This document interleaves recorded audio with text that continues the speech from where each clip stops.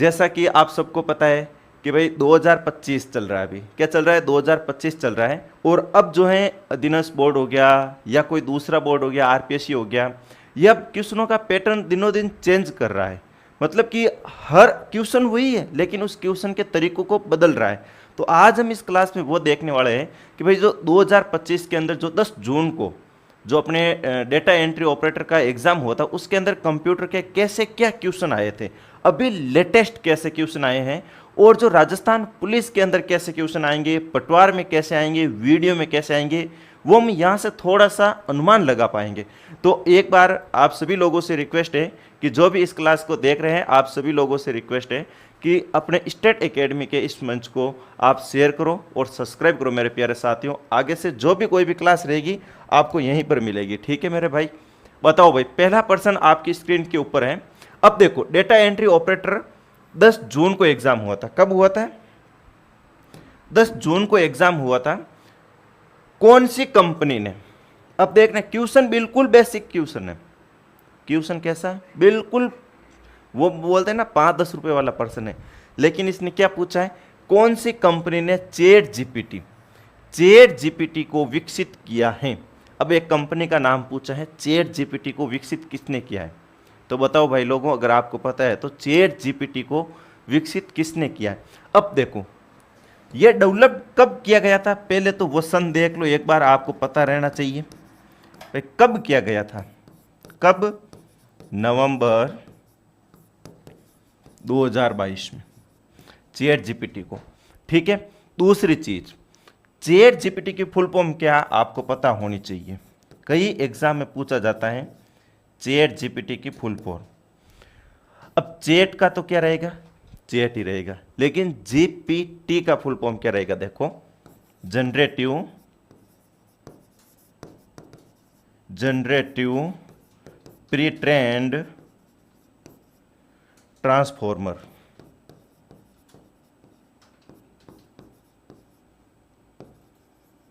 ये रहेगी।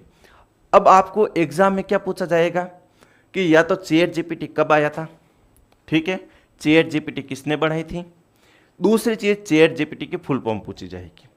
क्योंकि अभी जमाना कौन सा है, मशीन का जमाना चल रहा है।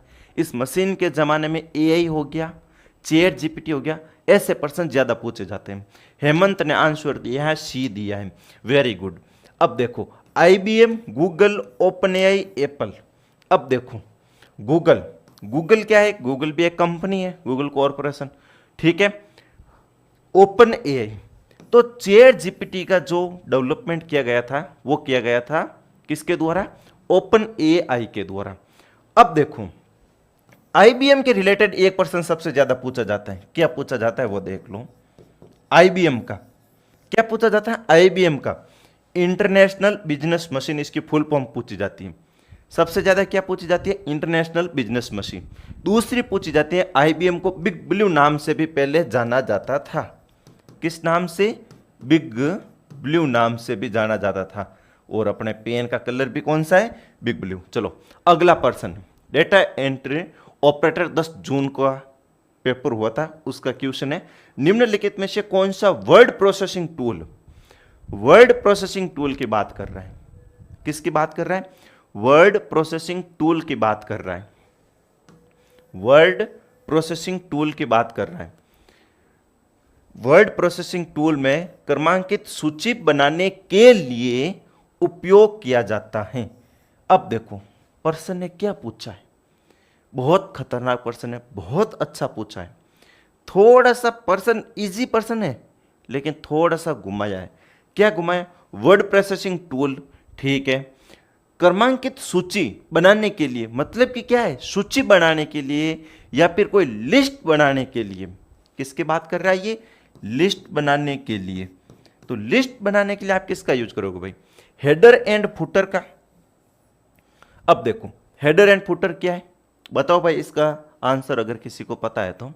हेडर एंड फुटर क्या होता है, एक पेज है, पेज के सबसे ऊपर का जो पोर्शन होता है, सबसे ऊपर का जो पोर्शन होता है उसको बोला जाता है हेडर, जहां पर यह हो गया। फुटर सबसे नीचे वाला। इनमें खास बात क्या होती है, ये हेडर एंड फुटर सभी पेज के लिए एक साथ लगाए जाते हैं। क्या, सभी पेज के लिए अलग अलग लगाने की जरूरत नहीं अपने को। अब देखो पैराग्राफ स्पेलिंग, स्पेलिंग चेक के लिए वगैरह के लिए होता है कि भाई कोई स्पेलिंग मिस्टेक है नहीं है। एक चीज़ है अपने MS वर्ड के अंदर कोई भी स्पेलिंग वगैरह मिस्टेक होती है तो कौन सा सिंबल होता है, तो देखो रेड कलर की एक वेव लाइन होती है। कौन सी, रेड कलर की वेव लाइन होती है। कोई भी वर्ड के नीचे से रेड कलर की लाइन आती है, इसका मतलब क्या है, स्पेलिंग मिस्टेक है वो, ठीक है। अब आगे देखो पेज लेआउट, पेज का लेआउट कौन सा है, पेज लेआउट, ठीक है भाई। पेज के जैसे ओरिएंटेशन होते हैं, पेज के दो ओरिएंटेशन होते हैं, एक पोर्ट्रेट ऐसे खड़ा, एक दूसरा होता है लैंडस्केप ऐसे पड़ा, ठीक है। फिर होते हैं बुलेटेड और नंबरिंग। अब देखो आप कोई भी लिस्ट बनाते हो, मान लो मैंने यहाँ पर एक कोई भी लिस्ट बनाई है, उसके आगे मेरा 1 लिखा हुआ है, दूसरी लिस्ट बनाई उसके आगे 2 लिखा है, एक मैंने लिस्ट बनाई उसके आगे स्टार लिखा है। तो यही तो पूछ रहा है भाई, क्रमांकित सूची बनाने के लिए किसका प्रयोग करोगे आप। ए ऑप्शन दिया है हेमंत जी ने, very good, bullets and numbering के लिए।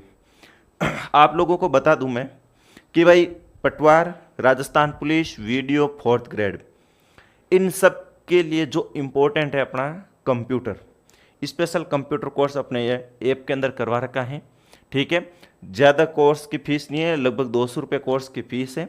अभी भी अगर आप लोगों ने कंप्यूटर का कोर्स परचेज नहीं किया है या फिर आपको कंप्यूटर में कहीं ना कहीं थोड़ा सा डर सा महसूस होता है, तो आपको क्या करना है कि उस कोर्स को थोड़ा सा परचेज कर लेना है। थोड़ा सा मतलब कितना, 200 रुपये का है, परचेज कर लो, जल्दी जल्दी में क्विक रिवीजन करो।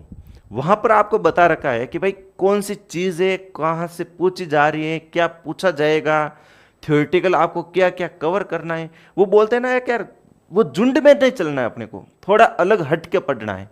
अब देखो यार क्या क्वेश्चन आ रहे हैं ऐसे ऐसे, तो आपको वो थोड़ा सा अलग पढ़ोगे तभी मजा आएगा। बताओ भाई इसका आंसर, माइक्रोसॉफ्ट पावर पॉइंट में मीडिया क्लिप। अब देखो मीडिया में क्या होता है, आपको पता है मीडिया में क्या होता है, मीडिया में क्या होता है भाई, तो मीडिया में या तो ऑडियो होता है या वीडियो होता है, ऑडियो वीडियो साउंड होता है, इमेज भी होती है, इमेज भी होती है। तो ये क्या होता है, ये मीडिया के अंदर होता है। मल्टीमीडिया का अगर आपको पार्ट पूछे कि मल्टीमीडिया क्या चीज होती है, मल्टीमीडिया में क्या क्या आता है, तो वो ऑडियो वीडियो इमेज वगैरह ये सारी की सारी चीज होती है, ठीक है। कृष्णा जी ने हंस रहे हैं, वाह क्या बात है, इस जमाने में भी आप हंस रहे हो, मतलब 2025 में भी आप हंस रहे हो, मतलब कि आपके पास या फिर आप बहुत खुश हो इस समय, ठीक है। हेमंत जी का आंसर आया ए। चलो क्या देखते हैं। अब देखो मीडिया क्लिप इंसर्ट करना है, क्लिप माइक्रोसॉफ्ट क्लिप ऑर्गेनाइजेशन का हिस्सा होनी चाहिए, ठीक है। क्लिप को क्लाउड में अपलोड किया जाना चाहिए, ठीक है।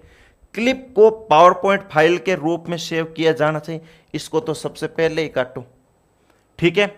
क्लिप माइक्रोसॉफ्ट वर्ड का हिस्सा होना चाहिए। भाई पावर पॉइंट की बात कर रहा है, वर्ड पूछ रहा है, बावड़ा समझा है कि हमें है, बावड़ा हैं लेकिन उतने भी नहीं जितने बोर्ड वाले समझते हैं।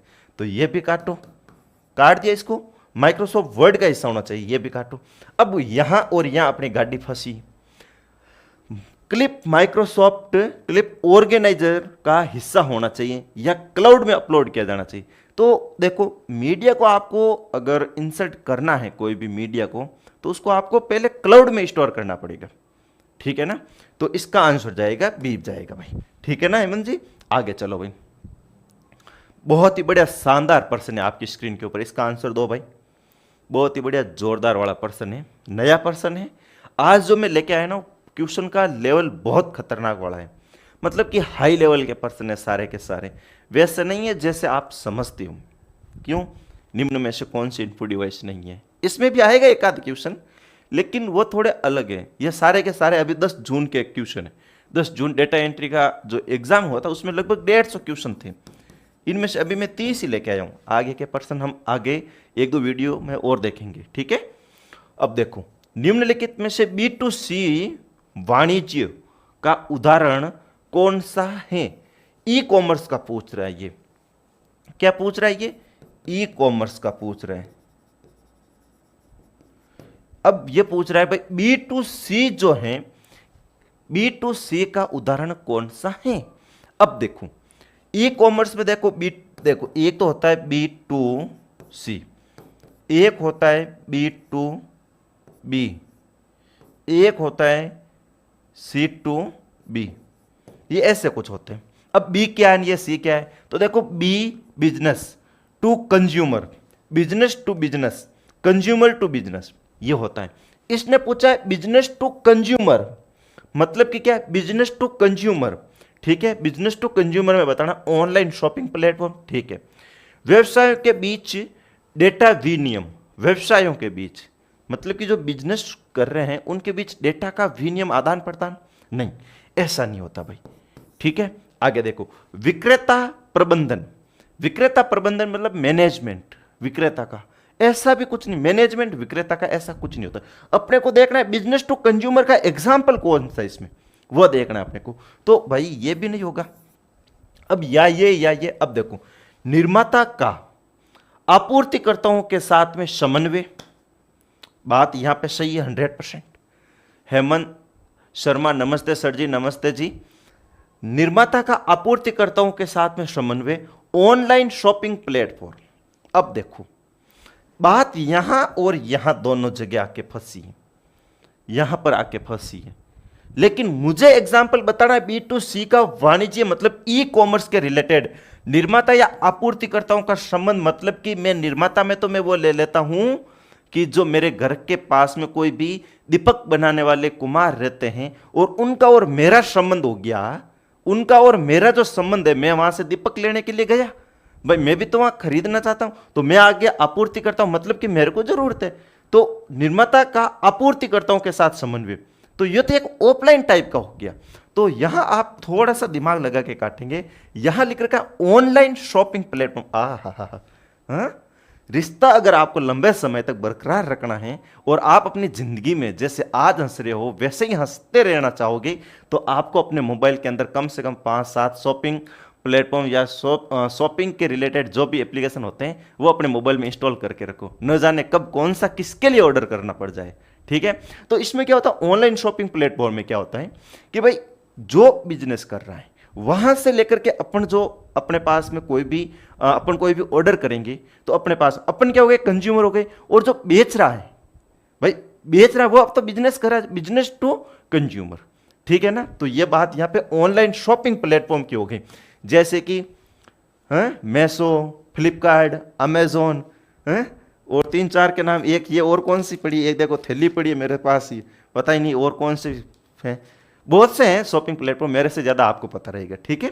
चलो भाई अगला प्रश्न, स्प्रेडशीट टूल में आप एक तालिका में एक कॉलम, स्प्रेडशीट टूल की बात कर रहा है, स्प्रेडशीट टूल में आप एक तालिका में एक कॉलम या पंक्ति के आकार को कैसे बदल सकते हैं। अब देखो स्प्रेडशीट, ये क्या बोल रहा है, स्प्रेडशीट टूल कौन सा होता है भाई, अपने एक्सेल, एक लोटस नाम याद रखना है, लोटस 1 2 3 ऐसा कुछ, ये जो है ना डोस बेस्ड स्प्रेडशीट टूल है भाई, एग्जाम में पूछा जाता है डोस बेस्ड स्प्रेडशीट, ठीक है। अब देखो एजियो, वाह भाई एजियो का नाम बता दिया है सर, क्लास में भी पढ़ा रखा है क्या ये सब, भाई साहब क्लास में ये सब कुछ मैंने बता रखा है, ये स्प्रेडशीट टूल का ये देखो। अब देखो कुछ बातें वो होती हैं, कुछ बातें ऐसी होती है जो हम हर जगह बयां नहीं कर सकते, कहीं कहीं पे, मतलब क्या क्या है कि ऐसे जो क्वेश्चन की जो टेक्निक्स आती है, जो पढ़ाते टाइम क्या होता है भाई अपन थ्योरी पे फोकस रखते हैं, ठीक है। तो थ्योरी के रिलेटेड जितना भी ओवरव्यू बनता है वो सब मैंने करवा रखा है, ऐप में अपनी पढ़ा है, कोर्स पूरा 200 रुपये का है, अगर नहीं देखा है तो देख लेना। फिर भी कुछ बच जाता है तो मैं क्या करता हूं कि भाई एमसीक्यू क्लास है भाई, मैंने जैसे कि बोल रखा है कि भाई मैं कम से कम आपको 300 से 400 एमसीक्यू, वो भी हेवी क्लास वाला एमसीक्यू करवाऊंगा कि आपको किसी भी एग्जाम के लिए फिर दूसरी जगह से कुछ पढ़ने की जरूरत नहीं रहेगी। तो ऐप में जो है 4 क्लास पहले 5 क्लास अपलोड हो रखी है और एक ये दूसरी, ये अपना प्लेटफॉर्म नया है, प्लेटफॉर्म नया नहीं है, चैनल नया है, अपना स्टडी एकेडमी के पुराने वाले चैनल पे 4 क्लासें पढ़ी है, 5 क्लासें पढ़ी है एमसीक्यू की जो मैंने करवा रखी। ये 6ठी क्लास है अपने इस वाले प्लेटफॉर्म पर, ठीक है। तो जो मैंने यहाँ पढ़ा रहा हूँ इससे भी बढ़िया तो मैंने ऐप में पढ़ा रखा है। या तो क्या समय की पाबंदी रहती है, और फिर बोलते हैं ना फ्री में कितनी देर गड़ो फाड़ू है, कुछ तो पैसे देकर के ऐप में जाओ यार, मिले मैटर वहाँ मिलेगा आपको, ठीक है। अब देखो स्प्रेडशीट, एक्सेल का ध्यान, अगर आपसे पूछे एक्सेल स्वतंत्र रूप से सर्वप्रथम कब आया था, क्या है, पीडीएफ भी दिलवा देना सभी क्लास की, पीडीएफ फ्री फोगट में, ना ना ना ना, ऐप में पढ़िए भाई, सब जाके देख लो। अब देखो एक्सेल आपसे पूछे भाई स्वतंत्र रूप से खुद अपना मतलब सबसे सर्वप्रथम कब आया था, ऑफिस के साथ नहीं, अपना खुद का अस्तित्व सर्वप्रथम कब आया था, अगर आपसे ऐसा पूछ ले तो आपको बताना 1985, और ऑफिस के साथ में कब इंक्लूड किया गया था ये पूछ ले तो आपको बताना है 1990, ठीक है। वर्ल्ड का पूछ ले 1983, ठीक है, और पीपीटी का पूछ ले तो बताना है 87। ये थोड़ी सी डेट याद रख लेनी, ठीक है, एग्जाम में पूछा जाता है कई बार। अब इसमें पूछा है भाई स्प्रेडशीट जो होती हैं, ये स्प्रेडशीट कुछ इसी प्रकार की होती है भाई, हैं, थोड़े से कोई लाइन ऊपर नीचे होगी तो एडजस्ट कर लेना, गाली गलौज मत करना, ऐसा नहीं कि सर देते हैं बाल हो गया कि लेना एन क्या क्या खींचिए, ठीक है। अब देखो यहां थोड़ा समझो, इसने पूछा कॉलम या पंक्ति के आकार को कैसे बदल सकते हैं। भाई साहब पहले तो मैं पेन का कलर चेंज करूं, अब देखो मुझे इसका आकार बदलना है, मैं क्या करूंगा, मुझे इसका आकार साइज बदलनी है, ठीक है। बेसिकली कॉमनली सोचो, कई बार कुछ क्वेश्चन ऐसे होते हैं जहां पर आपको अपने खुद के दिमाग से सोच के आंसर करने पड़ते हैं। अब ऐसे तो यार थ्योरी में पूरा नहीं बताया जाता है, अपने को क्या थोड़ा सा कॉमनली सोचना पड़ता है। हम बताते हैं ऐसे कि पढ़ाते टाइम भी ऐसा करोगे तो आपका ऐसा हो जाएगा, हर चीज़ नहीं लिखा जा सकती, लेकिन देखो यहाँ पे आप दिमाग लगाओ के देखो, नया आकार टाइप करके, न्यू साइज टाइप करके, ठीक है, इसको अभी होल्ड पे रख दो, आपको ही नहीं पता, मेरे को ही नहीं पता, छोड़ो, आगे देखो, टेब की दबा करके, मैंने गला फाड़ फाड़ के बताया है, जब आपने मेरे से कोर्स परचेज किया पैसे देकर के, तब मैंने गला फाड़ फाड़ के बताया है कि जब आप टेब की दबाओगे तो आपका कर्सर अगले कॉलम में या फिर अगले सेल में मूव होगा, अगले सेल में जाएगा। तो भाई इसको तो काटो, फिर है पंक्ति या कॉलम विभाजन पर माउस पॉइंटर खींच करके, ठीक है, इसको भी होल्ड करो, नहीं पता मुझे भी आपको भी, आगे देखो, सेल पर क्लिक करके और उसके आयाम बदल करके, अब देखो मैंने यहां सेल पर क्लिक किया और फिर मैं यहां से इसके आयाम को, मतलब कि यहां का पूछ रहा है, बोल रहा है, यहां से सेल पर क्लिक करके यहां से कर सकता हूं क्या, नहीं। अब देखो इसको भी काटो, बात अपनी यहां है, नया साइज टाइप करने से बेटर पहले ये देखो ये क्या है, पंक्ति या कॉलम विभाजन पर, मान लो ये मेरी फर्स्ट रो है, ठीक है, ये मेरी रो है, ये मेरा कॉलम है, यहां विभाजन पर माउस का पॉइंटर खींच करके, तो मैं यहां जब मेरे पास में मैं यहां पर माउस रखूंगा तब मेरे पास एक सिंबल बन जाएगा, ठीक है, उस सिंबल को मैं यहां से पकड़ के ऐसे करूंगा तो कॉलम की साइज बड़ी हो जाएगी। रो में जब यहां देखो पंक्ति या कॉलम विभाजन पर, रो में मैं यहां आकर के यहां माउस पॉइंटर रखूंगा तब एक सिंबल बनेगा, उसको मैं खींच के नीचे करूंगा तो इसकी साइज बड़ी हो जाएगी। तो यहां आपका ऑप्शन जाएगा बी जाएगा भाई, सीधा सीधा। सर ऐप में मुझे पूछने नहीं है, मैं वही जो ऐप को पीडीएफ के लिए बोलता हूं, व्हाट्सएप पे कोर्स तो ले लिया है। व्हाट्सएप पे कोर्स ले लिया भाई, व्हाट्सएप पे कैसे ले लिया भाई कोर्स है? सर जी आप मुझे पहचानने नहीं हो, मैं वही हूं जो आपके पीडीएफ के लिए बोलता हूं। अच्छा पीडीएफ के लिए बोलते हो क्या? हाँ हाँ पहचान लिया अभी, हाँ सही है। अच्छा तो पीडीएफ के लिए जो बोलते हो, तो देखो भाई साहब मैंने बोल तो दिया है, अब देखते हैं आपके जो हैं क्या है कि अगर सारी पीडीएफ को एक बार देखना पड़ेगा कि कौन सी चीज़ कहाँ पर क्या पड़ी है, तो वो एक बार कमेंट करके आपको प्रोवाइड करवा देंगे, ठीक है। अब देखो वर्ड प्रोसेसिंग टूल, आज आते ही मैंने बोल दिया, टेंशन लेने की बात नहीं वापस, ठीक है। अब देखो वर्ड प्रोसेसिंग टूल, किसमें? वर्ड प्रोसेसिंग टूल की बात हो रही है, जिसमें जस्टिफाई अलाइनमेंट क्या करता है। जस्टिफाई अलाइनमेंट चार टाइप के होते हैं, अलाइनमेंट चार टाइप के होते हैं। अब देखो अलाइन, एलाइन होता क्या है? अलाइनमेंट। अब देखो मेरे पास में ये मेरी लाइन है, ये एक मेरी लाइन है, ठीक है। सबसे पहला देखना, मैंने जैसे मेरा नाम लिखना यहां से शुरू किया, ठीक है। ये कौन सा हो गया भाई साहब? लेफ्ट हो गया, ठीक है।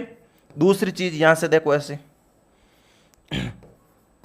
दूसरा मेरा दिमाग खिसका, मैं आया बीचों बीच, यहां पे नाम लिखना शुरू किया, ठीक है। ये कौन सा हो गया? सेंटर। तीसरा,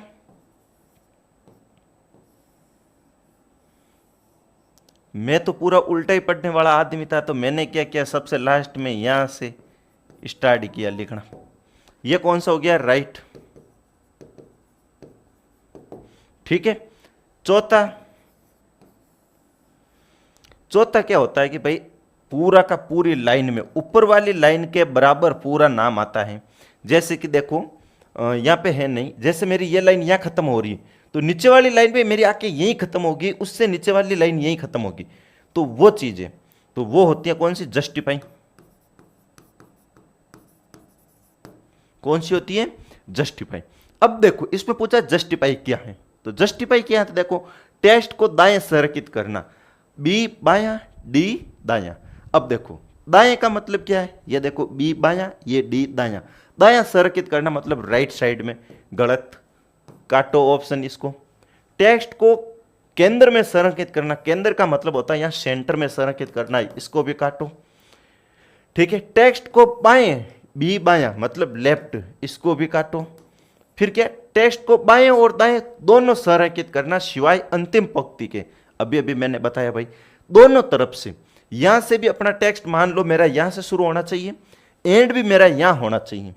तो ये कौन सा होता है? जस्टिफाई अलाइनमेंट होता है। अलाइनमेंट एमएस वर्ड में 4 टाइप्स के होते हैं, याद रख लेना, भूलना मत, हमेशा एग्जाम में पूछा जाता है, ठीक है। नेक्स्ट पर्सन देखो, पर्सन का लेवल कैसा बताओ आज। हकीकत बताओ ना, जब ये डेटा एंट्री वाला पेपर आया था मेरे हाथ में, तब मैंने देखा था वास्तव में लेवल तो बन रहा है कुछ। पहले कुछ और बात थी, जब मैं तुझसे पहले मिला करता था तब बात कुछ और थी, और जब मैं आज मिल रहा हूं तब बात कुछ और है, क्योंकि क्वेश्चन का पैटर्न बदलता जा रहा है मेरे भाई लोगों। ये बात आपको समझनी पड़ेगी। अब पुराने तरीके से आप वही पढ़ते रहोगे तो देखो अब क्या ही होगा, आपको भी पता है। क्वेश्चन आपको आएगा, समझ में भी आएगा, लेकिन आप आंसर नहीं दे पाओगे। और जब आप नए पैटर्न के अकॉर्डिंग थोड़ा सा अपने माइंड को डेवलप करोगे, थोड़ा सा हट करके सोचोगे, या चारों ओर की बात सोचोगे, या समझने की कोशिश करोगे, तब आप क्वेश्चन के आंसर सारे के सारे दे पाओगे, ठीक है। अब देखो स्प्रेडशीट टूल्स, मैंने अभी अभी आपको बताया था एक्सेल है। स्प्रेडशीट टूल कौन सा है? एक्सेल है, ठीक है। स्प्रेडशीट टूल में E7 में दिया गया फॉर्मूला $A, ठीक है, 1 + B5 को अगर सेल E8 में कॉपी करे तो फॉर्मूला होगा। अगर इसका कोई मुझे सही आंसर दे देवे ना, तो फोन पे करूं 5 रुपये हाथों हाथ। खतरनाक वाला पर्सन है, बहुत खतरनाक वाला पर्सन है। सबसे पहले तो ये देखो, एक होता है सेल रेफरेंस। एक्सेल के अंदर क्या होता है? सेल रेफरेंस होता है। सेल रेफरेंस कितने टाइप का होता है? मेजर 3 टाइप का होता है, ठीक है। सबसे पहला होता है रिलेटिव, दूसरा होता है एब्सोल्यूट, ठीक है, तीसरा होता है मिक्स्ड।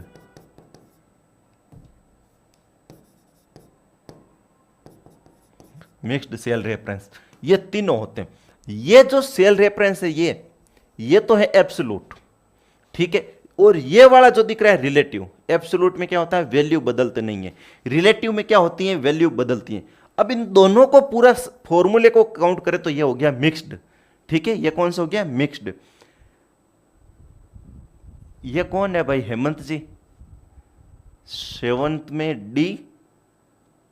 हाँ हेमंत जी क्या कर रहे हो? हाँ कहाँ से पढ़ के आ गए हो? इतना सब कुछ है, ये बताओ पहले तो फिर मेरे को। आपने बिल्कुल वो आंसर ठोका है जो देना चाहिए था।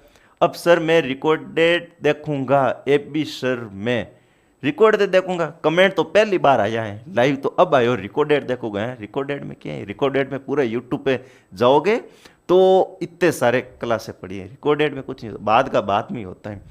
काल करे शू आज कर, आज करे शू अब कर, ठीक है ना। अब देखो इस क्वेश्चन को थोड़ा सा समझो, मैं थोड़ा सा आपको एक शीट बना के समझा देता हूं, शीट बना के समझा देता हूं मैं, ठीक है। देखना देखो मैं बिल्कुल धीरे धीरे बताऊंगा, हर एक चीज एक्सप्लेन करके, हर एक चीज को एक्सप्लेन करके। ऐसा नहीं है कि मैं वो आज बिल्कुल भागूंगा नहीं, क्योंकि भाई PYQ का बिल्कुल बड़े लेटेस्ट पेपर है, और इस पेपर को देखकर मुझे भी ऐसा लगा था कि यार यहाँ बच्चों को एक बार कहीं ना कहीं थोड़ा सा और ज़्यादा अगर एक्सप्लेन करें तो अच्छा होता है। देखना मैं क्या बना रहा हूँ भाई, एक्सेल की शीट बना रहा हूँ। इसको क्या बोलते हैं भाई, स्प्रेडशीट बोलते हैं, ठीक है। क्या बोलते हैं इसको, स्प्रेडशीट बोलते हैं। इसमें क्या होता है, कॉलम्स और रो होते हैं, कॉलम और रो। कॉलम और रो दोनों एक जगह पर जहां काटते हैं उसे क्या बोलते हैं, सेल बोलते हैं।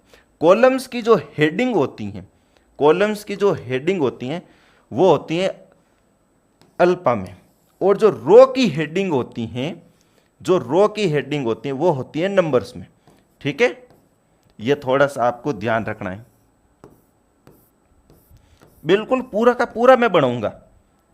7 तक ही दे रखा है ना अपने, E8 दे रखा। चलो मैं यहां एक और लाइन बीच में खींच देता हूं, 8।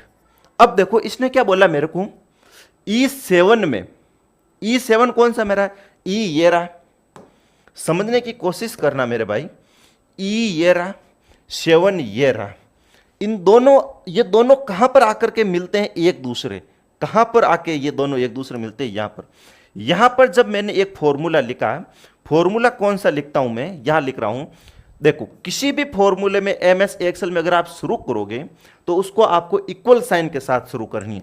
यह है डॉलर का साइन। जब आप एब्सोल्यूट फॉर्मूला कोई भी लिखोगे तब आपको एब्सोल्यूट फॉर्मूले के साथ में अगर आपसे पूछे किसका प्रयोग किया जाता है तो डॉलर साइन का किया जाता है, ठीक है, एब्सोल्यूट सेल रेफरेंस के साथ में।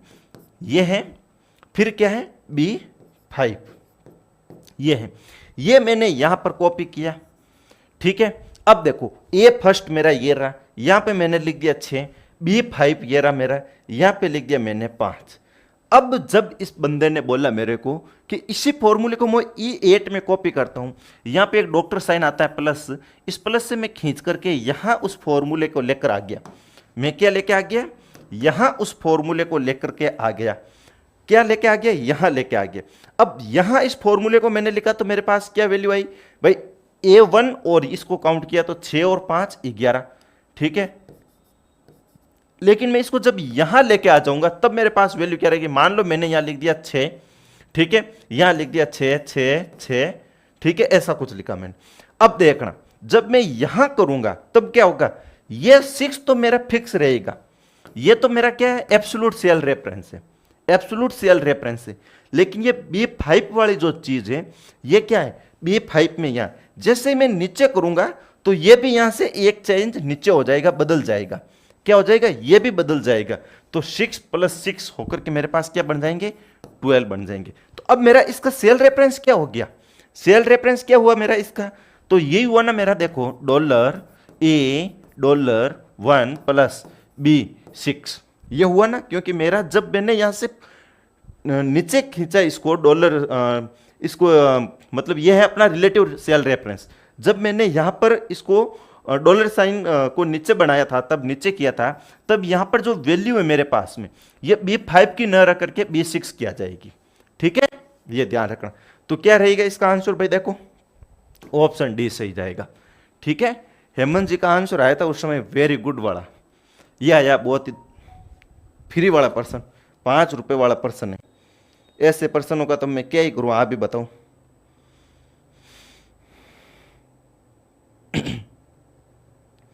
बताओ भाई, इस पर्सन का तो आंसर सभी लोग दोगे कि इसमें भी कंजूसी करोगे, बिल्कुल इजी वाला पर्सन है भाई। बताओ भाई, इस पर्सन का आंसर दो एक बार सभी लोग जल्दी से। तो बहुत ही बढ़िया खतरनाक वाला पर्सन है, फ्री फोगट के नंबर ऐसा ही पर्सन ला के दिलाते। और जब एग्जाम हॉल में है ना ऐसा ही पर्सन कोई गलत हो जाता है ना, तब वो क्या बोलते हैं ना, बोलते हैं अपन रोना आता है, इतना रोना आता है कि भाई अपन बता ही नहीं सकते, ठीक है ना, जब ऐसे ही पर्सन गलत हो जाते हैं तब। और ऐसे पर्सन तो क्या आपको गलत करने ही नहीं है भाई, ठीक है। इसका दिया है हेमंत जी ने सी आंसर दिया, ठीक है। अभी देखते हैं क्या अंतिम क्रिया को पूर्ववर्ती यानी अंडू करना है और पुनः रीडू करने की शॉर्टकट कीजिए। अंडू करना है मतलब कि पीछे जाना है पहले तो फिर वापस आगे आना है। तो मैंने एक ही बात बताई थी, कंट्रोल जेड अंडू, पीछे जाओ। फिर मैंने वापस बताई अगर आप गलती से ज़्यादा पीछे चले गए तो कंट्रोल वाई रेडू कर दो, ठीक है। तो ये देखो कंट्रोल जेड और कंट्रोल वाई कहाँ पर है भाई साहब, हैं option number C. Very good answer दिया हेमंत जी ने, बहुत लल्लू वाला पर्सन था, ठीक है ना। ये देखो बहुत बढ़िया पर्सन है, नया पर्सन है, नया तो नहीं है वही पुराना पर्सन ही है। नया तो ऐसे है कि भाई 10 जून को एग्जाम में आ गया है, डेटा एंट्री ऑपरेटर वाले में तो अब नया ही हो गया है। भारत में सूचना प्रौद्योगिकी आईटी अधिनियम 2000 जो 2008 में संशोधित किया गया, उसका मुख्य उद्देश्य क्या है। अगर आपसे पूछे कि सूचना प्रौद्योगिकी आईटी एक्ट कब आया था, आईटी एक्ट आपसे क्या पूछे, आईटी एक्ट सबसे पहले कब आया था, आपको बस जाना है सन 2000 में। आपको पूछे आईटी एक्ट में, आईटी एक्ट 2000 में संशोधित कब हुआ था, ये दो ही डेटे सबसे ज्यादा पूछी जाती है भाई लोग। तो आपको क्या बताना है, 2008। साइबर अपराध और दंडों को परिभाषित करना, ठीक है। क्लाउड के लिए एक सिस्टम डिजाइन करना, क्लाउड तो ऐसा कुछ है ही नहीं है। सभी साइबर कामों पर प्रतिबंध लगाना, ठीक है, ठीक है भाई, प्रतिबंध लगाना। इंटरनेट सेवा प्रदाताओं को नियंत्रण करना, यह भी गलत है। बात अपनी आई है यहां पर और ए में और सी में। तो देखो ऑप्शन क्या जाएगा, सभी साइबर कामों पर प्रतिबंध लगाना या फिर साइबर अपराध और दंडों को परिभाषित करना। देखो प्रतिबंध तो लग चुके हैं, लेकिन अब देखो साइबर जितने भी अपराध है, दंड है, उन सब का एक्ट में क्या होता है भाई, संविधान में क्या है, सबका विवरण करना, परिभाषित करना होता है, ठीक है ना। तो क्या है, परिभाषित करना। स्प्रेडशीट टूल में यदि लुकअप मान का मान टेबल एरे में नहीं मिलता है तो आप किस प्रकार की त्रुटि मिलेगी। भाई जब आपने एमएस एक्सेल के अंदर आपने कोई भी फॉर्मूला डाला और आपको उस फॉर्मूले के अंदर किसी भी फंक्शन की कोई भी वैल्यू आपको नहीं मिली है, ठीक है, कोई भी वैल्यू नहीं मिली है, या फिर आपने वहां सर्च किया वहां वैल्यू वो है ही नहीं, तो किस टाइप की एरर आएगी, ये पूछ रहा है वो, किस टाइप की एरर आएगी। अब देखो जब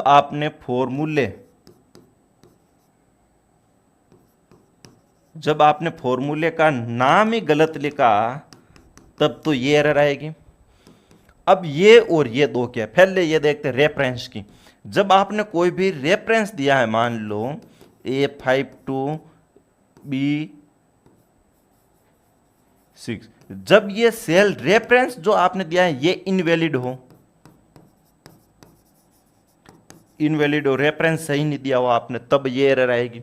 दूसरी चीज वैल्यू, जब डेटा टाइप अलग हो, वैल्यू में जब डेटा टाइप अलग हो तब ये एरर आएगी, ठीक है।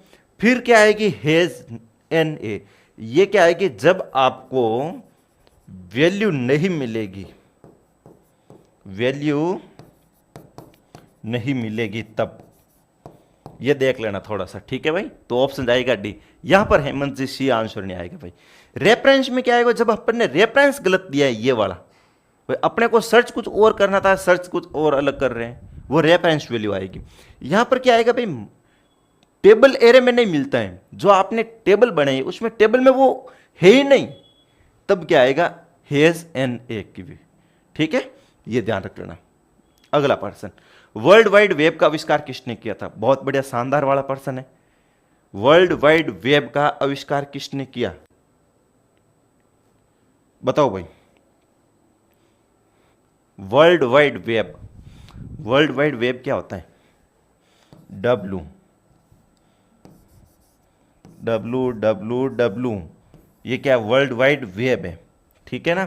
एक ध्यान रखना, ये एक डब्लू डब्लू नाम का एक क्या है, एक ब्राउजर भी है। आपको पूछे सबसे पहला ब्राउजर कौन सा था? पहला ब्राउजर तो डब्लू डब्लू डब्लू, और डब्लू डब्लू डब्लू क्या एक वेबसाइट भी थी, ठीक है, ये ध्यान रख लेना। बाद में इसका नाम चेंज करते नेक्सस कर दिया गया था। क्या कर दिया गया था? नेक्सस। तो ये वेबसाइट भी थी एक डब्लू डब्लू डब्लू नाम की। अब एग्जाम में पूछा जाता है डब्लू डब्लू क्या है, तो इसकी फुल फॉर्म क्या वो लिख रखी है, वर्ल्ड वाइड वेब थी ये थी। अब ये पूछ रहा है वर्ल्ड वाइड वेब का आविष्कार किसने किया था, तो इसका जब आपको आविष्कार पूछे तो टिम कुक, ठीक है, टिम बर्नर्स ली। अब एक चीज आपको एग्जाम में पूछे जिसके बिना आज हम रह नहीं सकते, उसका आविष्कार किसने किया? इंटरनेट का। तब आपको बताना है विंटन सर्फ एक्सल साबुन वाला, ठीक है, निरमा, ये ध्यान रख लेना। तो विंटन सर्फ किसके आविष्कार किया? इंटरनेट का। टिम बर्नर्स ली ने किसका किया था? डब्लू डब्लू डब्लू का। ये आपको ध्यान रखना है। हेमंत जी ने आंसर दिया है B, very good. Next person लो। पृष्ठ पर टेक्स्ट को विशिष्ट स्थानों पर संरेखित करने की सुविधा कौन प्रदान करता है? अब मान लो ये मेरा है पृष्ठ, टेक्स्ट को मैंने यहां पे लिख दिया है कोई भी टेक्स्ट। अब ये लाइन है मेरी, ठीक है। विशिष्ट स्थान पर संरेखित करने का मतलब है किसी स्थान पर लिखना है मुझे, इस टेक्स्ट को लेके जाना है, ठीक है। तब मैं किसके द्वारा लेके जाऊंगा? व्यू बटन से, ड्राइंग टूल बार से, स्टेटस बार से, अनुत्तरित प्रश्न यहां कैसे आ गया? अच्छा, अनुत्तरित प्रश्न टैब स्टॉप से, ये ई यहां आएगा, थोड़ा सा कॉपी पेस्ट में मिस्टेक हो रखा है टाइपिंग में, ठीक है। तो अब देखो व्यू बटन में क्या होता है, व्यू में print layout view, reading view, ठीक है ना, ये व्यू में होते हैं, ठीक है। रीडिंग व्यू के लिए शॉर्टकट की F11, ये ध्यान रखना, ठीक है। फिर एक वेब लेआउट व्यू होते हैं, वो व्यू बटन में प्रोवाइड होते हैं। जो व्यू बटन कहाँ होते हैं? जहां अपने जैसे मान लो ये सबसे नीचे स्टेटस बार होती है ना, वहां पर होते हैं, ठीक है। सबसे नीचे स्टेटस बार में व्यू बटन होते हैं। ड्राइंग टूल बार, जब अपन कोई पेंटिंग वगैरह करते हैं, ड्राइंग करते हैं, वो एक टूल बार होती है, वो वाली। स्टेटस बार, स्टेटस बार जो सबसे नीचे वाली बार होती हैं उसको बोला जाता है स्टेटस बार। अब देखो व्यू बटन से तो बिल्कुल ही नहीं, ड्राइंग टूल बार से भी नहीं। स्टेटस बार में मैंने अभी आपको बताया था भाई, स्टेटस बार सबसे नीचे होती है जो स्टेटस दिखाती हैं, या साइड में डॉक्यूमेंट के रिलेटेड कोई भी इंफॉर्मेशन आती है, ठीक है, जिसमें कि आपके कितने लाइन है, कितने टेक्स्ट लिखे हैं, वो सारी आती हैं। या राइट साइड में व्यू बटन्स रहते हैं, ठीक है, ये सारा का सारा स्टेटस बार में आता है। तो स्टेटस बार भी नहीं होता। टैब स्टॉप, टैब की मैं यहाँ ला के टैब की दबाऊंगा तो ये मेरा टेक्स्ट आगे जाएगा कि नहीं जाएगा? बताओ, आगे जाएगा कि नहीं जाएगा? जाएगा। तो हेमंत जी सी नहीं होगा, डी आंसर जाएगा, ठीक है। अगला पर्सन देखूं, अगर बाद में भी इस क्लास को कोई भी देख रहा है मेरे प्यारे भाइयों और बहनों, तो एक बार आप जो हैं इसको शेयर करना और चैनल को सब्सक्राइब करना नहीं भूलें। और आप ये 30% है अपने, यहाँ पर आप 30 में से कितने % एक्यूरेट करते हो बाद में कमेंट में जरूर बताना मेरे को, क्योंकि यही समझो कि भाई आपके ये 30% है, राजस्थान पुलिस में आएंगे, ठीक है, पटवार में आएंगे मान लो, ठीक है, तो आप 30 में से कितना स्कोर करोगे? आप अभी क्या पढ़ रहे हो? इनपुट आउटपुट, और प्रश्न ऐसे आएंगे।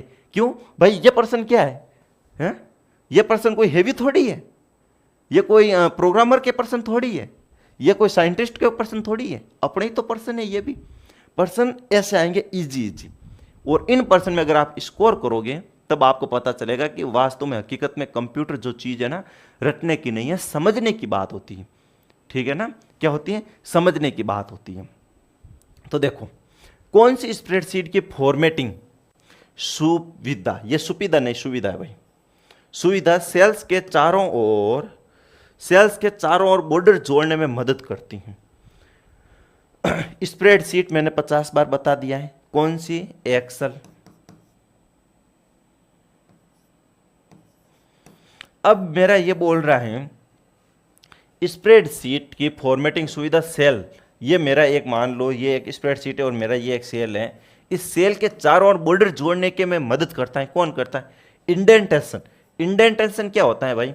मैं यहां से लिख रहा हूं मान लो, तो मेरे यहां से कितना स्पेस छूटना चाहिए, वो होता है इंडेंटेशन, लेफ्ट राइट वगैरह, ठीक है ना, इंडेंट। फिर शेडिंग। शेडिंग क्या होता है? जैसे कि मैंने यहाँ पे कोई नाम लिखा है, ये ए लिखा है, इसकी शेड्स छाया दिखाई देना कैसे, क्या है वो? मार्जिन। मार्जिन क्या होता है कि भाई मेरा ये पूरा डॉक्यूमेंट है, तो डॉक्यूमेंट की राइट से कितनी जगह छूटेगी, टॉप से लेफ्ट से कितनी जगह छूटेगी, ये मार्जिन में एक मार्जिन याद रख लेना, गटर मार्जिन। गटर मार्जिन का प्रयोग जो होता है ना, बाइंडिंग के लिए होता है। किसके लिए होता है? बाइंडिंग के लिए। गटर मार्जिन 2 टाइप्स का होता है, एक तो टॉप में और दूसरा होता है लेफ्ट में, ठीक है, ये ध्यान रख लेना, ठीक है भाई साहब। आंसर क्या दिया है? हेमंत जी ने सी दिया, अच्छा पिछले का दिया, ठीक है। फिर देखो बॉर्डर क्या होता है? बॉर्डर एक ऑप्शन आता है अपने, ठीक है ना, होम में भी रहता है, पैराग्राफ ग्रुप में भी रहता है, ठीक है ना, पैराग्राफ के अंदर रहता है, पेज लेआउट में भी रहता है। तो वहां से अपन बॉर्डर देखेंगे, बॉर्डर लगा देंगे सेल के ऊपर। तो आंसर क्या जाएगा भाई साहब? बी आंसर जाएगा, ठीक है ना। अगला प्रश्न देखो, निम्नलिखित में से कौन से प्रकार का मालवेयर रिफ्लेक्शन के लिए होस्ट प्रोग्राम की आवश्यकता नहीं है? अब इनमें क्या लोगे? अब आप सोचोगे कि सर क्वेश्चन तो ये भी हेवी है क्या? हेवी नहीं है भाई, क्वेश्चन बहुत शानदार वाले लेके आया हूं मैं। हकीकत चीज़ है, आप जब इनको देखो एक बार एग्जाम हॉल में इनको देखोगे तो आप बोलो भाई कंप्यूटर ने हिला दिया। बिल्कुल इजी पर्सन है, बेसिक पर्सन है, लेकिन एडवांस लेवल का है। क्या है एडवांस लेवल? वायरस के रिलेटेड पर्सन है, और वायरस के रिलेटेड मतलब आजकल जो है वायरस वगैरह बहुत ज़्यादा चल रहे हैं भाई, इसके लिए ये पर्सन है, ठीक है। अब इसने पूछा है मालवेयर रिफ्लेक्शन के लिए होस्ट प्रोग्राम की आवश्यकता नहीं होती, मतलब एक ऐसे वायरस का नाम बताओ जिसके लिए होस्ट प्रोग्राम की आवश्यकता नहीं होती है, ठीक है ना। वो क्या है? 14 का सी दिया है, ठीक है, देखते हैं। होस्ट प्रोग्राम के मतलब सेल्फ रेप्लिकेट, स्वयं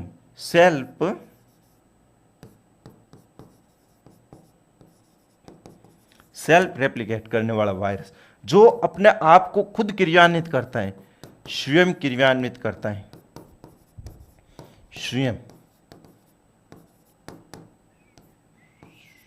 स्वयं क्रियान्वित करता है, ऐसा वायरस कौन सा होता है? जब आप वायरस पढ़ोगे 4-5 टाइप के वायरस है, मैंने थ्योरी क्लास में बता दिया है वैसे तो, लेकिन मैं यहाँ पे सीधा आंसर ही बताना चाहूंगा, क्योंकि देखो वर्म जो होता है ना, यही एक ऐसा वायरस होता है जो सेल्फ रेप्लिकेट होता है। ट्रोजन क्या होता है? धोखाधड़ी वाला वायरस होता है, बाहर से कुछ और दिखता है, अंदर से कुछ और होता है। जैसे कि तुम तो मुझे धोखा देने के पर्पज से आई हो, हैं, तुम बाहर से कुछ तुम्हारा और रूप है और अंदर से तुम कुछ और हो, न जाने तुम क्या चाहती हो, वो वाला ट्रोजन। रैंसमवेयर क्या होता है कि भाई अपने जो प्रोग्राम में एक ऐसा वायरस होता है, प्रोग्राम होता है जो अपने डेटा रहता है उसको डिक्रिप्ट कर देता है, वापस उनको इनक्रिप्ट करने के लिए, वापस अपने काम में लेने के लिए डेटा को खराब कर देता है, तो फिर वो फिरौती की मांग करता है, वो होता है। और वायरस तो खुद एक वायरस ही होते हैं। वायरस एक ध्यान रखना, वायरस क्या है? प्रोग्राम होते हैं। आपसे पूछे वायरस क्या है, तो वायरस भी क्या होते हैं? प्रोग्राम होते हैं। Set of instruction is called programme, ठीक है ना। कई सारे निर्देश से जो होते हैं उनको प्रोग्राम बोले जाते हैं। वायरस खुद एक प्रोग्राम होता है। हाँ प्रोग्राम तो है, लेकिन कैसा है? खराब, हानिकारक प्रोग्राम है भाई। इस धरती पे सारे मनुष्य हैं, सब मनुष्य, लेकिन सब एक जैसे तो नहीं है ना, सब एक जैसे तो नहीं है ना, तो ठीक वो है, ये भी उसी तरह का है, ठीक है, समझ गए होंगे। अगला प्रश्न देखो, पावर पॉइंट में स्लाइड पर टेक्स्ट को कैसे फॉर्मेट किया जाता है? मेरी पावर पॉइंट है, मेरी ये एक स्लाइड है, इस स्लाइड के ऊपर मैं टेक्स्ट को फॉर्मेट कैसे क्या करूंगा? फॉर्मेट का मतलब क्या? एडिट करना, टेक्स्ट में बढ़िया से, मतलब क्या है? मेकअप करूंगा, ब्यूटी पार्लर लेके जाऊंगा टेक्स्ट को, कैसे क्या मेकअप करूंगा टेक्स्ट को? तो स्लाइड सॉर्टर का उपयोग करके तो नहीं होता है, स्लाइड सॉर्टर से नहीं होता है। स्लाइड सॉर्टर क्या होता है? एक व्यू होता है। पावर पॉइंट प्रेजेंटेशन में कितने व्यू होते हैं वो आपको मैंने थ्योरी क्लास में बता रखे, ठीक है, पुराने में 7, नए में 8। एनिमेशन का उपयोग करके यह भी नहीं होता है, टास्क पेन का उपयोग करके यह भी नहीं होता है। अब देखो फॉन्ट, बुलेट और अलाइनमेंट विकल्प का उपयोग करके, भाई जब मेरा फॉन्ट यहाँ पे कुछ लग रहा है, मैं अलग फॉन्ट लगाऊंगा वो फूट रहा दिखेगा। बुलेट मतलब लिस्ट बना दूंगा और भी फूट रहा दिखेगा। अलाइनमेंट राइट लेफ्ट जहां मुझे करना है और अलग जगह कर दूंगा। टेक्स्ट क्या है मेरा और ही फूट रहा दिखेगा, और फूट रहा दिखने का मतलब क्या हो गया, फॉर्मेट कर दिया मैंने।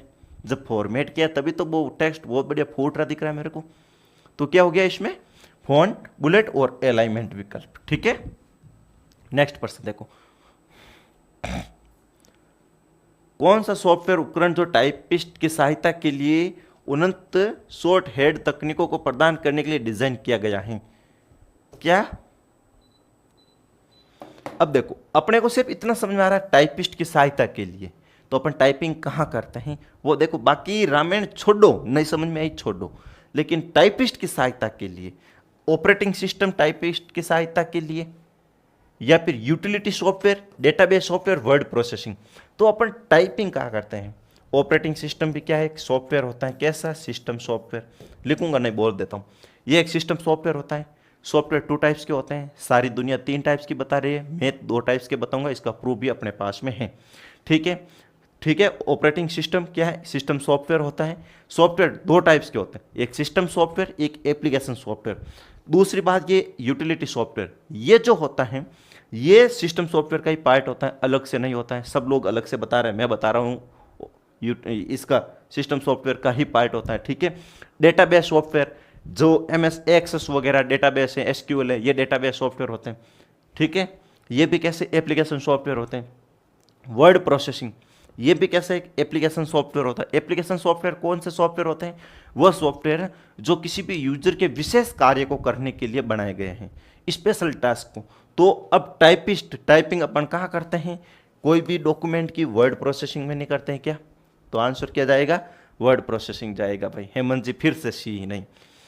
चलो इसका आंसर बताओ भाई, इसका आंसर बताओ जी, बताओ। शानदार वाला ट्यूशन है।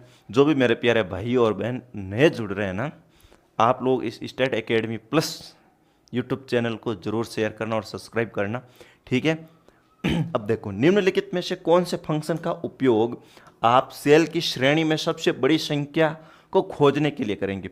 अब मेरे पास में एक सेल है, सेल के अंदर मुझे सबसे बड़ी वैल्यू फाइंड करनी है, तो काउंट और मिन तो आप ऐसे ही काट दोगे, आप आओगे यहाँ और यहाँ कंफ्यूजन में होगे। बड़ी वैल्यू देखोगे, सोचोगे कि सर जी बड़ी बड़ी बड़ी बड़ी वैल्यू क्या है, बड़ी वैल्यू क्या है? हैं श्रवण जी, राजपुरोहित जी, 17 में बी, वेरी गुड। 17 में बी, वेरी गुड आंसर दिया है भाई श्रवण जी ने, आते ही सही जवाब दिया है। ठीक है। तो अब देखो, लार्जेस्ट नाम का फंक्शन नहीं होता है। लोग यहां देखते हैं लार्जेस्ट, बड़ी, वाह वाह वाह, मजा आ गया, नाम से नाम मिल गया, ठोको आंसर।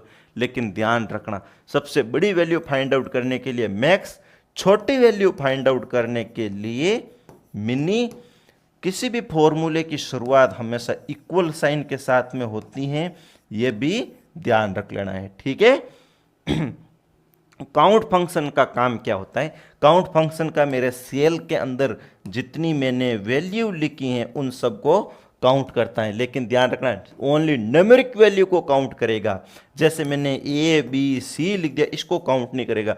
इसको काउंट करने के लिए मेरे पास में एक दूसरा फंक्शन होता है, उस फंक्शन का नाम होता है काउंटा ए। ध्यान रख लेना भाई लोग। ठीक है। मॉडम का कार्य क्या है? यह भी मैंने आपको अच्छे से बता रखा है कि भाई मॉडम का कार्य क्या है क्या नहीं है, बताओ। मॉडम क्या काम आती है और क्या काम में नहीं आती है। एक बार जो भी लोग जुड़ रहे हो ना, सब्सक्राइब करना मत भूलना। ये अपना स्टड एकेडमी का ही परिवार है, ठीक है ना। स्टड एकेडमी का ही एक दूसरा चैनल है, तो इसको भी आप सब्सक्राइब करना मत भूलना। न जाने कुछ क्लासें इधर, कुछ क्लासें उधर, बीच में आप न रह जाओ, इसलिए दोनों जगह बेल आइकन दबा देना। इसमें आपका कुछ नहीं जाता, घाटा आपका ही है। ठीक है, ध्यान रख लेना। तो आंसर दिया डी दिया है 18 में। ठीक है। मॉडम, अब देखो आपसे पूछे मॉडम किस प्रकार के डिवाइस है? मॉडम यह जो डिवाइस है ना, इनपुट और आउटपुट दोनों टाइप की डिवाइस आपसे पूछे तो ये ध्यान, इनपुट और आउटपुट दोनों टाइप की कौन सी डिवाइस है, तो मॉडेम राम जी, ये ध्यान रख लेना। इसका क्या काम होता है कि भाई साहब जो सिग्नल होते हैं कंप्यूटर में, जो सिग्नल होते हैं कंप्यूटर के जो सिग्नल होते हैं वो कैसे होते हैं, डिजिटल सिग्नल होते हैं। लेकिन इन सिग्नल को कहीं मेरे साथी के पास में, जिससे मैं बेपनाह मोहब्बत करता हूँ, वहाँ पर मुझे भेजना है, तो दूर है, वो फॉरेन में बैठे हैं, मुझे वहाँ भेजना है, तो डिजिटल सिग्नल तो जाएंगे नहीं इतने दूर। डिजिटल सिग्नल तो क्या है, लॉन्ग डिस्टेंस ट्रेवल नहीं कर सकते हैं। तो मुझे क्या करना पड़ेगा, इसको एनालॉग सिग्नल में कन्वर्ट करना पड़ेगा। क्या करना पड़ेगा भाई, एनालॉग सिग्नल में। एनालॉग सिग्नल में बदलने के लिए मुझे जिस डिवाइस की जरूरत पड़ती है, मैं उस डिवाइस को बोलता हूं मॉडेम।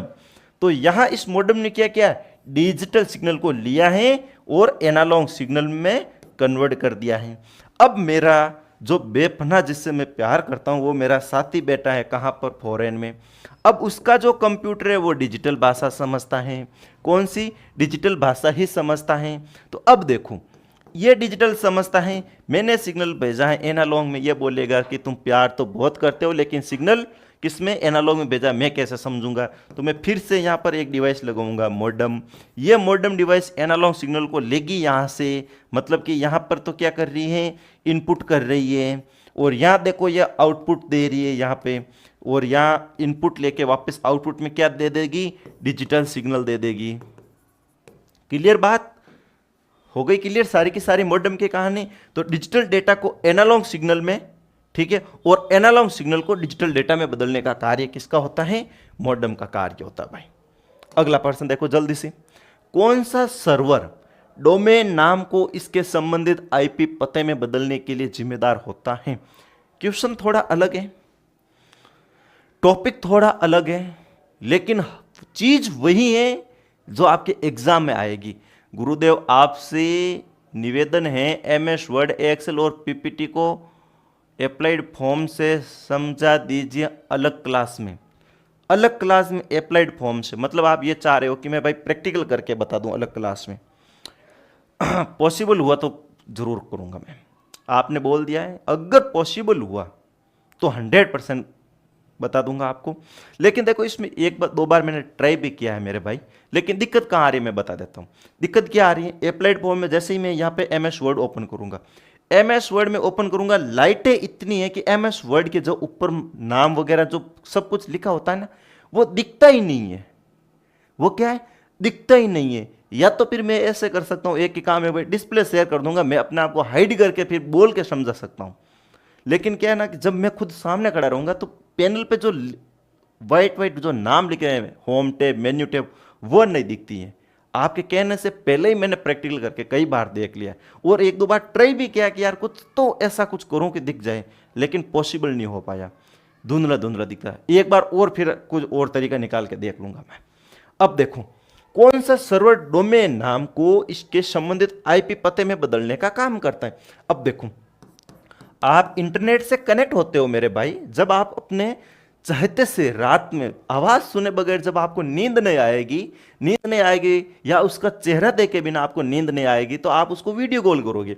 वीडियो कॉल करोगे मतलब आप इंटरनेट से कनेक्ट होगे। जैसे ही आप इंटरनेट से कनेक्ट हो गया, आपको एक आईपी एड्रेस असाइन किया जाता है। आईपी एड्रेस की साइज पूछते आपको तो 32 बिट का होता है, यह भी ध्यान रखना। आईपी एड्रेस 32 बिट का कौन सा, IPv4, ठीक है। एक 6 होता है, वो होता है 128 बिट का मेरे भाई, ठीक है। अब आप जब उससे इंटरनेट से कनेक्ट होगे, आपका जब एक दूसरे बात करोगे, ठीक है, आपको आईपी एड्रेस असाइन हो गया। अब जब आईपी एड्रेस असाइन हो गया, हर एक आईपी एड्रेस का एक अलग वापस डोमेन नेम भी होता है, तो इन दोनों को कंबाइंड करने का नेम। अब आईपी एड्रेस कैसा होता है, जैसे कि 178.142 ऐसा कुछ होता है, तो ऐसे को याद नहीं करता। इस आईपी एड्रेस को एक कॉमनली नेम दिया जाता है, कॉमनली एक नेम दिया जाता है। इस नेम को, ये जो नेम है और आईपी एड्रेस, इन दोनों को कंबाइंड करने का काम कौन करता है, ये पूछ रहा है। अब देखो HTTP hyper text transfer protocol, ये क्या करता है कि जब आप रिक्वेस्ट भेजते हो कि प्लीज मेरा फोन उठाओ, तुम्हारा चेहरा देखे बिना मुझे नींद नहीं आती है, तब आप सर्वर को इंटरनेट को रिक्वेस्ट भेजते हो, हाइपर टेक्स्ट ट्रांसफर प्रोटोकॉल, ठीक है, आपकी रिक्वेस्ट लेके जाता है, जब उसका चेहरा दिख जाता है आपको वापस रेस्पॉन्स देने का कार्य इसका है। एफटीपी फाइल ट्रांसफर प्रोटोकॉल इसकी फुल फॉर्म होती है। कोई भी आप फाइल भेजते हो कि देखो जानेमन हम घूमने चले थे, वहां की फोटो मैंने भेजी है, तो वो फाइल ट्रांसफर प्रोटोकॉल के थ्रू जाती है। वेब सर्वर, जो भी मेरी जितने भी वेबसाइट है, जो भी वेबसाइट है जहां मैं स्टोर करता हूं उसको वेब सर्वर बोला जाता है। डीएनएस सर्वर जो होता है ये दोनों आईपी एड्रेस और डोमेन नेम की मैपिंग करता है। आया समझ में? इतना बढ़िया बढ़िया हम जो पचे था समझ में नहीं आवे, करम फूटा मारा अंधाना दोनारा बेड़ाई हैं।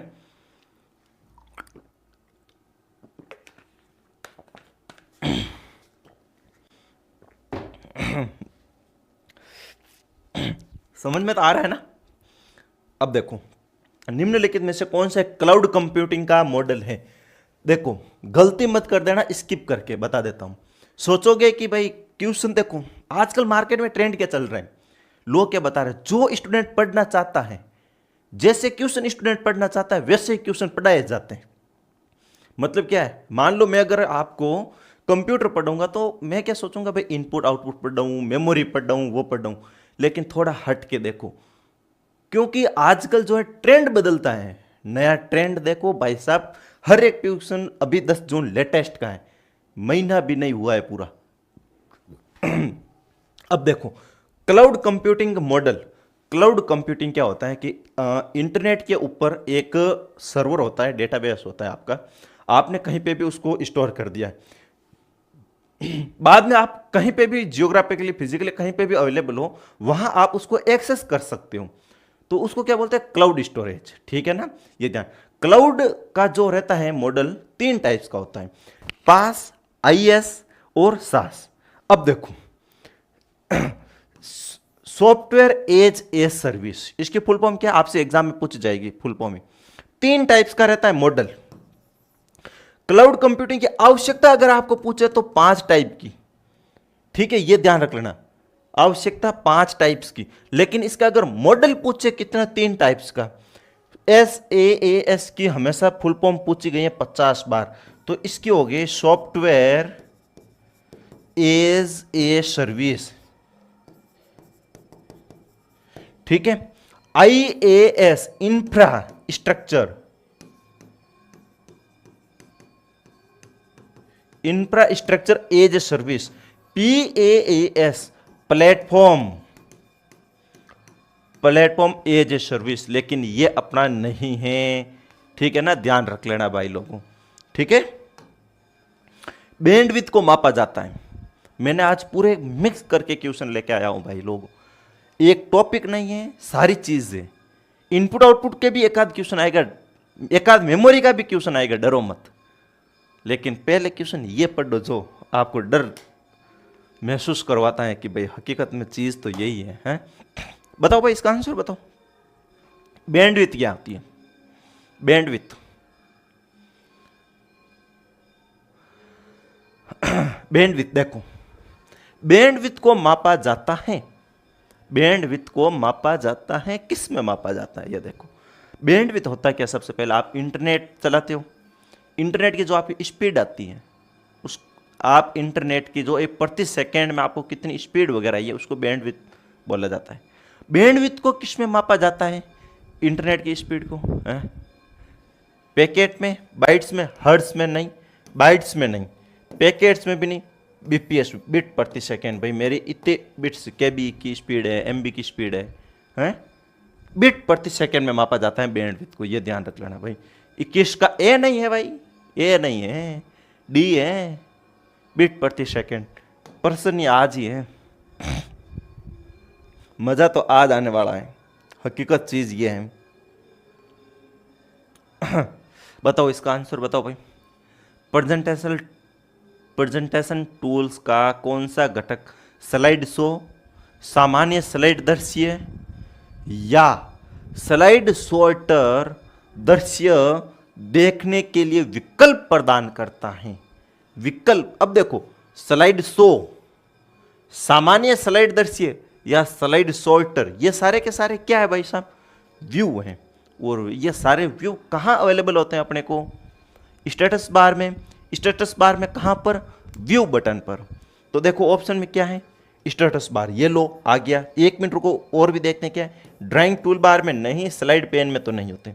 व्यू बटन, तो ये सारे कहाँ होते हैं, व्यू बटन में होते हैं। व्यू बटन कहाँ होता है, स्टेटस बार में होता है। ठीक है 22 में ए। स्लाइड ट्रांजिशन को प्रस्तुति में कैसे लागू किया जा सकता है। स्लाइड ट्रांजिशन को प्रस्तुति मतलब कि स्लाइड ट्रांजिशन है, ये प्रेजेंटेशन है। प्रस्तुति का मतलब होता है प्रेजेंटेशन में कैसे लागू किया जाता है। स्लाइड में कोई ट्रांजिशन लगाना है आपको, मतलब कि कोई स्लाइड ऊपर से भागती हुए कैसे आएगी, वापस कैसे जाएगी, वो ट्रांजिशन होता है। ट्रांजिशन कैसे अप्लाई कर सकते हो आप। ठीक है, अब देखो स्लाइड सॉर्टर पेन में ट्रांजिशन चुनकर, ठीक है। कस्टम एनिमेशन में ये तो नहीं है। स्लाइड का चयन करके ट्रांजिशन प्रभाव चुन के, ये भी सही है। अप्लाई टू ऑल स्लाइड, ठीक है भाई साहब, इसको स्टार लगा लेना, बोर्ड में ये क्वेश्चन डिलीट होने वाला है, ठीक है ना, ध्यान रख लेना। ठीक है, क्योंकि इसमें ये और ये दोनों सही है। अगला प्रश्न देखो, HTML में टेक्स्ट को बोल्ड बनाने के लिए क्रमशः वो भौतिक टैग और उसके समक्ष तार्किक टैग हैं, मतलब कि फिजिकली और लॉजिकली टैग कौन से। HTML में टेक्स्ट को बोल्ड करने के लिए, गहरा करने के लिए, बोल्ड का मतलब क्या हो गया, गहरा करने के लिए HTML का है। जहां पर आपके राजस्थान पुलिस और पटवार में दोनों में ये क्वेश्चन इसके रिलेटेड पहले पर्सन पिछले एग्जाम में आ रखे हैं, ये ध्यान रखना भाई। ठीक है ना, तो अब देखो टेक्स्ट को गहरा करने से संबंधित, तो एक तो मेरे को पता है बोल्ड टैग होता है, ये कट, ये टिम और स्ट्रॉन्ग। बोल्ड के जैसे एक दूसरा टैग और होता है स्ट्रॉन्ग। ठीक है, ये होता है फिजिकली और ये होता है लॉजिकली। तो आंसर क्या है, बी एंड एस। ठीक है, ये ध्यान रख लेना। आखिर में कमेंट करके जरूर बताना मेरे भाइयों कि आपके 30 में से कितने % सही हो रहे हैं। 30 में से कितने % सही हो रहे हैं, तब तो मजा है, पेपर ऐसा ही बनने वाला है। यहां स्कोर क्या है इन क्वेश्चनों में, वहां पे भी 100% करके आओगे। ठीक है, किस प्रकार की मेमोरी का उपयोग, ये लो भाई जो आप चाहते थे वो प्रश्न आ गया है। किस प्रकार की मेमोरी का उपयोग ऐसे डेटा को संग्रहित करने के लिए किया जाता है जो शायद ही कभी बदला जाता है, जैसे सिस्टम का फर्मवेयर। मैं गला फाड़ फाड़ के बताया हूँ, फर्मवेयर क्या होता है भाई, सॉफ्टवेयर होते हैं। क्या होते हैं, फर्मवेयर सॉफ्टवेयर होते हैं। सॉफ्टवेयर कौन से, वो जो BIOS, basic input output functions. ठीक है, यह कहाँ स्टोर होते हैं फर्मवेयर, सारे के सारे कंप्यूटर की मेमोरी। कंप्यूटर की कौन सी मेमोरी, रीड ओनली मेमोरी, रोम के अंदर। फिर मैंने ये भी बताया रोम के अंदर स्टोर सॉफ्टवेयर को फर्मवेयर बोला जाता है। ठीक है, तो रोम आंसर करो, सही है।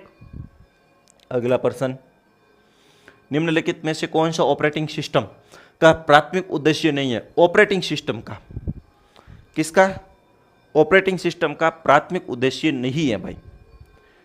ऑपरेटिंग सिस्टम क्या होता है, मैंने बताया अभी आपको क्या है, ये एक सॉफ्टवेयर होते हैं। क्या होते हैं, सॉफ्टवेयर होते हैं। सॉफ्टवेयर भी कैसे, सिस्टम सॉफ्टवेयर होते हैं, ये भी ध्यान रख लेना। सिस्टम सॉफ्टवेयर होते हैं। सॉफ्टवेयर के टाइप भी मैंने बता दिए, 2 होते हैं। अब ऑपरेटिंग सिस्टम का प्राथमिक उद्देश्य नहीं, मैं तेरे साथ नहीं हूं, मैं उसके साथ हूं वाला पर्सन है ये, मतलब कि नहीं दे रखा है। ठीक है, उपयोगकर्ताओं के लिए कंप्यूटर के साथ इंटरफेस प्रदान करना है। ठीक है भाई, इंटरफेस तो प्रोवाइड करता ही है, केवल डेटा स्टोरेज और सुरक्षा को संभालना है। ठीक है, यह भी सही है भाई। हार्डवेयर संसाधन को मैनेजमेंट करते हुए प्रोग्राम्स को एग्जीक्यूशन करना, यह भी सही है। मानव सोच को प्रबंधित करना, भाई मेरी सोच को कैसे प्रबंधित करेगा बताओ, मेरी सोच को कोई कर सकता है क्या, मैं कितना क्या सोचता हूं, गलत। अगला प्रश्न, एक मजबूत पासवर्ड में क्या होना चाहिए। बस मेरा पासवर्ड तुझे नहीं बताऊंगा मैं, तुम चाहे कुछ भी कर लो। और इतना स्ट्रॉन्ग पासवर्ड लगाने के लिए, आपको क्या करना पड़ेगा। आप ऐसे तो नहीं 1 2 3 4 तो लिखोगे नहीं, आपका नाम तो लिखोगे नहीं, कुछ तो यूनिक पासवर्ड लगाओगे कि नहीं लगाओगे। तो वो यूनिक पासवर्ड के लिए आपको क्या करना पड़ेगा, वो चीज़ें देखो। केवल अक्षर नहीं, एक व्यक्ति का नाम नहीं, अक्षर, नंबर और विशेष वर्ण सारे कुछ ठोक दूंगा मैं, 10 से 1 नंबर लिख दूंगा, फिर तुम क्या करोगे।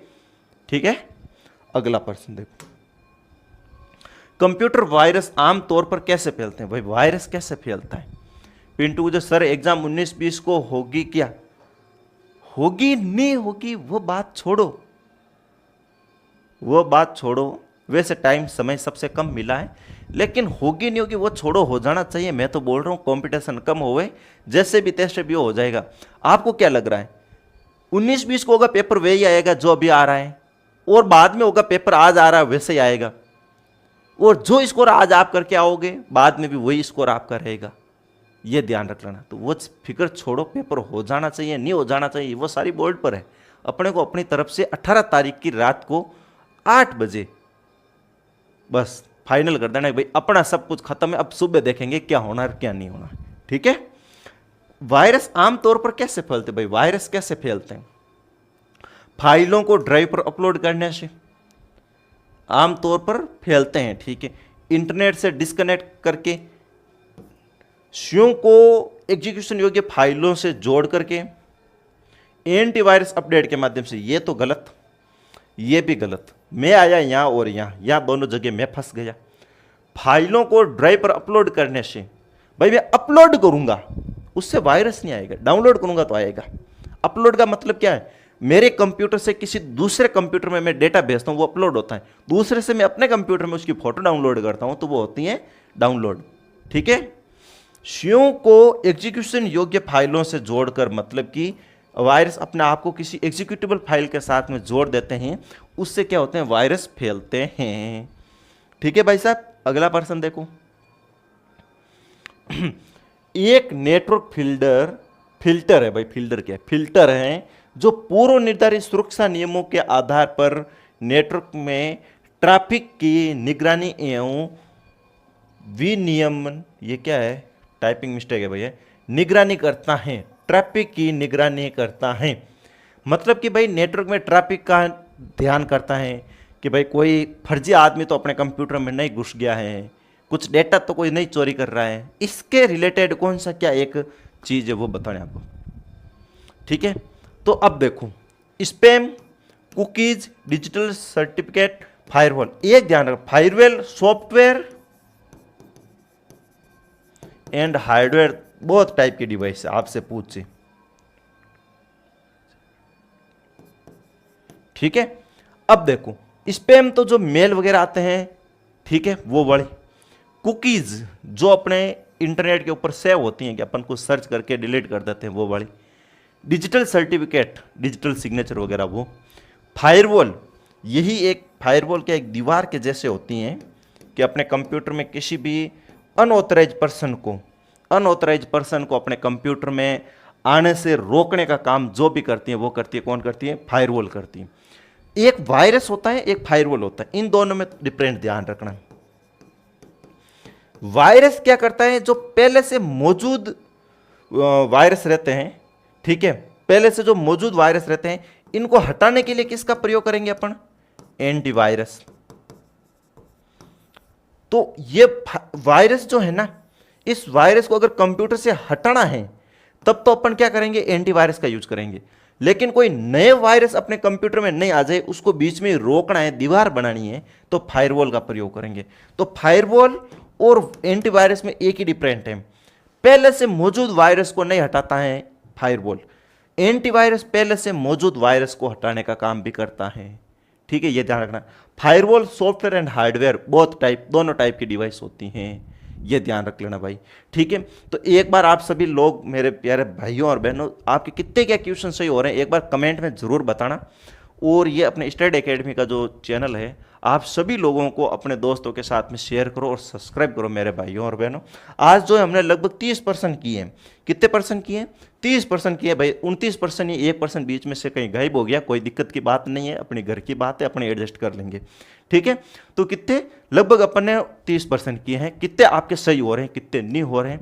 10 जून का एग्जाम था डेटा एंट्री ऑपरेटर वाला, वो सारे क्वेश्चन मैं आपके सामने लेके आया हूँ। नया तरीका था, नए क्वेश्चन थे, बस टॉपिक वही थे जो आप हमेशा पढ़ते हो, पर्सन वही थे, लेकिन पूछने का तरीका अलग था। इस पर्सन को राजस्थान पुलिस में पूछ रखा है 2 बार, ठीक है, एलडीसी में पूछ रखा है, लेकिन इस बार कुछ अलग से पूछ लिया इसने। 2 बार ऐसे पूछा हार्डवेयर सॉफ्टवेयर डिवाइस कौन सी है, और एक बार ऐसे पूछा कि पहले से मौजूद वायरस को कौन नहीं हटाता है? फायरवॉल। ऐसे पूछा था। और अब की बार पूछ लिया कि भाई निगरानी करता है ट्रैफिक पर, तो बात वही चीज़ें घुमा फिरा के पूछा जाता है। तो आप सभी लोगों को एक बार फिर से रिक्वेस्ट है कि ज़्यादा से ज़्यादा लोग अपने साथियों के साथ शेयर करो और स्टेटस लगाओ अपने व्हाट्सएप पर। बाकी अब हम मिलते हैं हमारी अगली क्लास के अंदर। आपको और भी जल्दी क्लास मिलेगी जब आप कमेंट में और भी डालोगे कि सर अपने को कंप्यूटर के और भी क्लास करवाओ, तो मिलेगी, नहीं तो फिर जैसे अभी थोड़ा टाइम लगा वैसे भी आपको क्लास मिल जाएगी। बाकी आपको अगर थ्योरी क्लास पढ़नी है तो ऐप के अंदर प्रोवाइड अपना पूरा कोर्स है, 200 रुपये का कोर्स है, ज़्यादा महंगा नहीं है, बहुत लाजवाब कोर्स है। ठीक है, अब हम मिलते हैं हमारी अगली क्लास के अंदर, तब तक के मेरे प्यारे साथियों, जय हिंद।